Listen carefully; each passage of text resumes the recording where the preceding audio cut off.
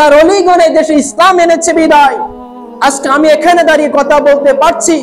আপনারা মসজিদে এসেছেন, আজকে আপনি মুসলমান হয়েছেন, আজকে আপনি দাড়ি টুপি রাখছেন, আজকে আপনি পাঞ্জাবি পড়ছেন, আজকে আপনি জানতে পেরেছেন আজকে দিন জুমার দিন, আপনি আজকে জানতে পেরেছেন আজকে জুমার নামাজ, আজকে আপনি জানতে পেরেছেন আজকে শ্রেষ্ঠ একটা দিন, আজকে আপনি জানতে পেরেছেন এই জুমার একটা শ্রেষ্ঠ একটা দিন।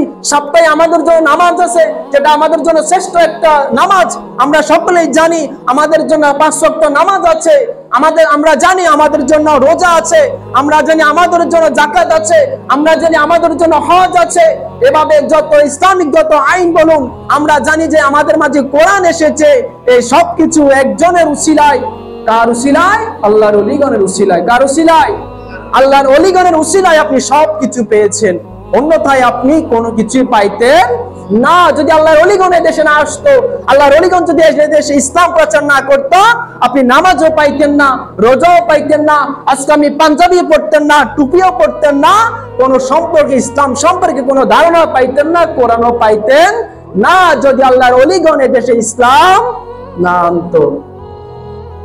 তারা ইসলাম এনেছে বিদায় আজকে আমি আপনি মুসলমান হয়ে কথা বলতে পারছি, মুসলমান হয়ে কথা বলতে পারছি। অথচ আজকের বাংলার জমিনে কিছু মানুষ, কিছু আলেম আছে আজকে মাজারের বিরুদ্ধে কথা বলে, আজকে আল্লাহর ওলিদের বিরুদ্ধে কথা বলে। যদি ওই মাজার ওয়ালারা যদি না আসতো, তুমি যে দাড়ি টুপি পরে জুব্বা পরে আজকে ফতোয়া দিচ্ছ, ওই দাড়ি টুপি আজকে তুমি পড়তে পারতা না।